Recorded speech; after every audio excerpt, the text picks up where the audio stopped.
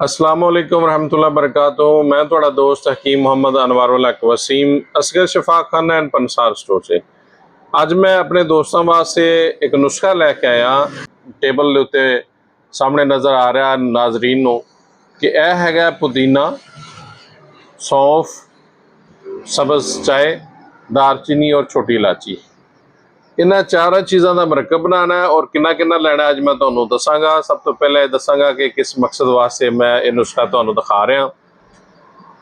ऐसे लोग, ऐसे मरीज़ जिन्होंने मुसलसल बुखार रहने की वजह ना मैदा कमज़ोर हो जाता है और मैदा कमज़ोर होने की वजह ना पानी मैदा कबूल नहीं करता, उल्टी आ जाती, बार बार कै मतली आ जाती है, मैदे ते गरानी रहिंदी है, भुख नहीं लगती, बार बार पानी पीना पैंदा है। इतना होड़ खुश्क हो जाते हैं, प्यास इन्नी लगती कि बार बार पानी पीना होता है, लेकिन वो पानी हजम नहीं होता, फौरी फिर उल्टी आ जाती।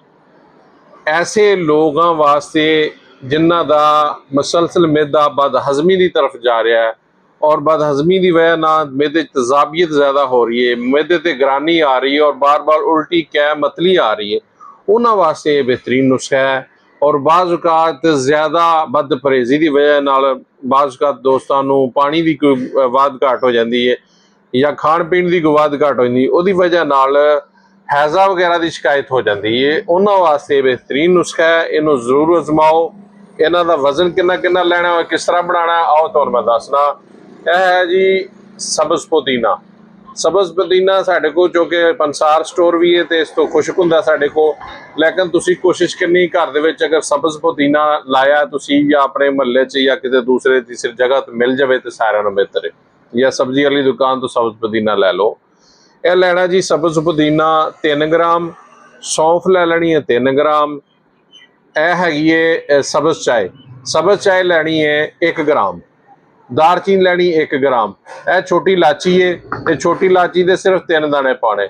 इन्हों पानी कितना ये पाना, 2 कप पानी पा लेना, 2 कप पानी पा के इन्हू 5 मिनट तक बॉयल करना है, जोश देना। जो जोश आ जाए इन्हू पुण छाण के चीनी डाल के शक्कर डाल के तुसी इनू चाय की तरह सुरकी ला ला के पी लेना।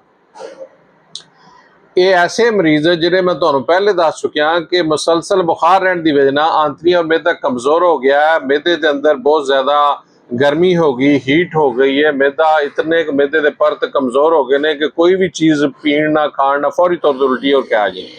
यह लोग सुबह शाम एक एक कप थोड़ा थोड़ा करके सुरकी ला ला के नीम गर्म पीना है। इंशाअल्लाह ताला जिन्होंने हैज़ है, जिन्होंने मतलीक है, जिन्होंने बदहजमी रही है, जिन्हों का मैदा ज़्यादा तजाबियत पैदा करता है, उन्होंने वास्ते बेहतरीन नुस्खा है। इनू जरूर आजमाओ, घर का घरेलू नुस्खा है। सारिया चीज़ां सानू घरों अवेलेबल होंदियां ने, अपने किचन चो मिल जांदियां। पुदीना भी अक्सर घर च होंदा है, सौंफ होंदी है, सब्ज़ चाय जिहड़ी है अगर नहीं किसी को तो बसार तो मिल जाती है, दारचीनी भी घर होंदी है और छोटी इलाची भी घर होंदी है। घर दी चीज़ां ने, घरेलू तुहाडियां चीज़ां ने, अपने किचन चो तुसी मुयसर कर सकते हो और इनू इस्तेमाल करो, भरपूर फायदा उठाओ। इंशाअल्लाह ताला बहुत सारे मामला तो तुसी बच जाओगे, अपने पैसों के ज़्यादा तो बच जाओगे। सारिया चीज़ां बेहतरीन ने और प्योर नेचुरल चीज़ां ने, देसी चीज़ां ने, इहदा कोई नुकसान नहीं, बहुत ज़्यादा फायदे ने। और ऐसे मरीज़ जिन्होंने बुखार तो बाद बाज़ लोग शिकायत करते कि सानू पसीना नहीं आता, यह तुसी नीम गर्म जो कावा पीना है, जुशादा बना के पीना, इंशाअल्लाह ताला फौरी पसीना आएगा और जिसम जड़ा खुल जाएगा, जिसम दी दर्दां नू खत्म करेगा, बुखार नू कंट्रोल करेगा। ये बुखार वाले मरीज़ भी और मैदे वाले मरीज़ भी आसानी ना पी सकते हैं। जिन्होंने गले दे विच इन्फेक्शन जिहा रहिंदा है, बाज़ खरकड़ी लगी जाती है, करते रहंदे ने लोग, उन्हां वास्ते भी बेहतरीन नुस्खा है। और जरा मैदे नू दिमाग नू तां बुखारात चढ़ते हैं, उन्हां वास्ते भी ये बेहतरीन नुस्खा है। ऐसे मामलात नू मैदे दे जुमला अमराज वास्ते बेहतरीन है, सर दर्द वास्ते बेहतरीन है और थकावट वास्ते, थकन वास्ते बेहतरीन है। काम करने तो बाद आने के बंदा महसूस करता है कि मैनू बहुत ज़्यादा जिहड़ा ना थकावट हो गई है, तो थकावट वास्ते, बीमारी तो बाद की थकावट वास्ते बेहतरीन नुस्खा है। इनू जरूर आजमाओ और हकीम मोहम्मद अनवारुल हक नू अपनिया दुआवां च याद रखो। मैं दुआ करना कि जिन्ने मेरे वेखण वाले आ, मेरे सारे दोस्त अहबाब ਇਹਨਾਂ ਨੂੰ ਅੱਲਾਹ ਤਾਲਾ ਆਪਣੇ ਇਫਤਮਾਨ 'ਚ ਰੱਖੇ, ਇਹਨਾਂ ਨੂੰ ਕਿਸੇ ਵੀ ਦੁੱਖ ਤਕਲੀਫ ਤੋਂ ਦੂਰ ਰੱਖੇ, ਪਰੇਸ਼ਾਨੀ ਤੋਂ ਦੂਰ ਰੱਖੇ, ਬਿਮਾਰੀ ਤੋਂ ਦੂਰ ਰੱਖੇ। ਔਰ ਦੁਆ ਕਰੋ ਕਿ ਜਿਹੜੇ ਸਾਡੇ ਪਾਕਿਸਤਾਨ ਦੇ ਵਿੱਚ ਸੈਲਾਬ ਜ਼ਦਗਾਨ ਲੋਕ ਨੇ ਉਹਨਾਂ ਦੀ ਮਦਦ ਵਾਸਤੇ ਵੀ ਕੋਸ਼ਿਸ਼ ਕਰੋ, ਉਹਨਾਂ ਵਾਸਤੇ ਦੁਆ ਕਰੋ। ਅੱਲਾਹ ਤਾਲਾ ਉਹਨਾਂ ਨੂੰ ਮੁਸ਼ਕਲਾਤ ਉਹਨਾਂ ਦੀਆਂ ਆਸਾਨ ਫਰਮਾਏ, ਅੱਲਾਹ ਉਹਨਾਂ ਦੇ ਵਾਸਤੇ ਆਸਾਨੀਆਂ ਪੈਦਾ ਫਰਮਾਏ ਔਰ ਅਸੀਂ ਲੋਕ ਉਹਨਾਂ ਵਾਸਤੇ ਕੁਝ ਮਦਦ ਕਰ ਸਕੀਏ। ਐਵੇਂ ਦੇ ਵੀ ਜਿਹੜੇ ਇਹਨਾਂ ਨਾਲ ਚੀਜ਼ਾਂ ਨੂੰ ਯਾਦ ਰੱਖਿਆ ਕਰੋ।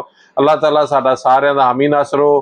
ਹਕੀਮ ਮੁਹੰਮਦ ਅਨਵਾरुल हक वसीम, असगर शफाखाना पंसार स्टोर, 0302 42 74 335 ਮੇਰਾ ਵਾਹਦ ਦੇ ਨੰਬਰ ਜਿਹੜਾ ਆਪਣੇ ਔਨ ਦੀ ਰਿਕਾਰਡ ਦੱਸ ਰਿਹਾ। ਇਸ ਤੋਂ ਇਲਾਵਾ ਮੇਰਾ ਕੋਈ ਵੀ ਨੰਬਰ ਤੋਂ ਤੁਹਾਨੂੰ ਕੋਈ ਵੀ ਜਿਹੜਾ ਨਾ ਮੈਸੇਜ ਜਾਂ ਕਾਲ ਨਹੀਂ ਆ ਸਕਦੀ। ਇਸ ਤੋਂ ਇਲਾਵਾ ਮੇਰਾ ਕੋਈ ਨੰਬਰ ਨਹੀਂ ਹੈ। ਇਹ ਮੇਰੇ ਨਾਮ ਤੋਂ ਅਗਰ ਜਾਂ ਸਾਡੇ असगर शफाखाना ਨਾਮ ਤੋਂ ਕੋਈ ਦੂਸਰੇ ਨੰਬਰ ਤੋਂ ਤੁਹਾਡੇ ਨਾਲ ਗੱਲ ਕਰਦਾ ਕਿ ਅਸੀਂ असगर शफाखाना ਤੋਂ ਗੱਲ ਕਰ ਰਹੇ ਹਾਂ ਜਾਂ ਅਸੀਂ ਮੈਡੀਸਨ ਵੇਚ ਰਹੇ ਹਾਂ, ਤਾਂ ਤੁਸੀਂ ਇਸ ਗੱਲ ਤੇ ਅਮਲ ਨਹੀਂ ਕਰਨਾ। ਇਸ ਵੀਡੀਓ ਨੂੰ ਲਾਜ਼ਮੀ ਸ਼ੇਅਰ ਤੇ ਲਾਈਕ ਕਰਿਆ ਕਰੋ, ਫਾਲੋ ਕਰਿਆ ਕਰੋ। ਸਾਡਾ ਪੇਜ ਹੈ असगर शफाखाना एंड पंसार स्टोर, ਉਹਨੂੰ ਫਾਲੋ ਕਰੋ, ਲਾਈਕ ਕਰੋ। ਔਰ ਮੇਰਾ YouTube ਚੈਨਲ ਹੈ असगर शफाखाना, ਇਹਨੂੰ ਸਬਸਕ੍ਰਾਈਬ ਵੀ ਕਰੋ ਔਰ ਸ਼ੇਅਰ ਵੀ ਕਰਿਆ ਕਰੋ ਔਰ ਕਮੈਂਟਸ ਵੀ ਕਰਿਆ ਕਰੋ। ਜਿਹੜੀ ਤੁਹਾਨੂੰ ਮੈਡੀਸਨ ਮੈਂ ਦਿਖਾਣਾ ਉਹਨਾਂ ਇਹਦੇ ਵਾਸਤੇ ਲਾਜ਼ਮੀ ਕਮੈਂਟਸ ਕਰਿਆ ਕਰੋ, ਤਾਂ ਕਿ ਆਪਣੀ ਕਮੈਂਟ ਸੈਕਸ਼ਨ ਦੇ ਵਿੱਚ ਰਾਏ ਦਿਆ ਕਰੋ, ਤਾਂ ਕਿ ਤੁਹਾਨੂੰ ਇਹ ਸਾਨੂੰ ਪਤਾ ਚੱਲ ਸਕੇ ਕਿ ਸਾਡੀ ਵੀਡੀਓ ਤੁਹਾਨੂੰ ਪਸੰਦ ਆ ਰਹੀਆਂ ਕਿ ਨਹੀਂ ਆ ਰਹੀਆਂ। ਮੈਂ ਇਜਾਜ਼ਤ ਚਾਹਾਂਗਾ।